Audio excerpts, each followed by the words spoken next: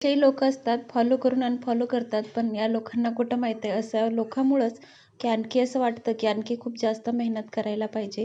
म्हणजे की आपल्याला या कामामध्येच आता आपण जे काम हातात घेतलंच आहे, तर याच्यामध्ये आपल्याला सक्सेस भेटलाच पाहिजे. म्हणून अशी जिद्द आपल्यामध्ये निर्माण होते.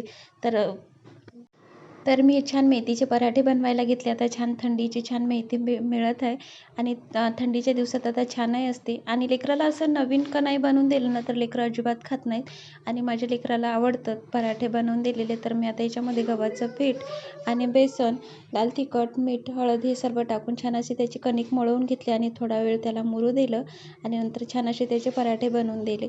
खूप जास्त आवडतात माझ्या लेकराला, म्हणजे ती एकदम आवडीनं खाते. असं काही का बनवून दिलं तर असं का भाजी वगैरे बनवून दिली तर मग नाही खात. तर लेकरं खात नाहीत, त्याच्यामुळं असं काहीतरी नवीन लेकराला बनवून द्यावं लागतं. तर आधी खूप जास्त तिची गडबड चालली होती की कधी देते मम्मा, म्हणून तिला आधी दाखवलं की बघ म्हणून बाळा मी तुझ्यासाठी काय बनवत आहे.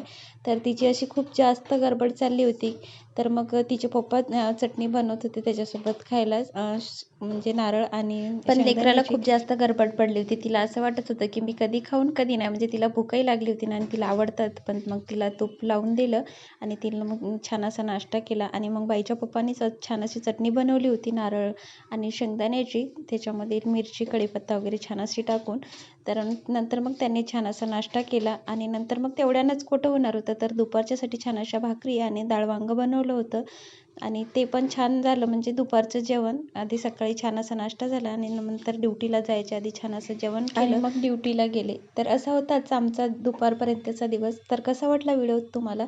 जर का आवडला असेल तर नक्कीच लाईक, शेअर, सबस्क्राईब करायला विसरू नका. तर चला भेटू अशाच नवीन व्हिडिओ बरोबर.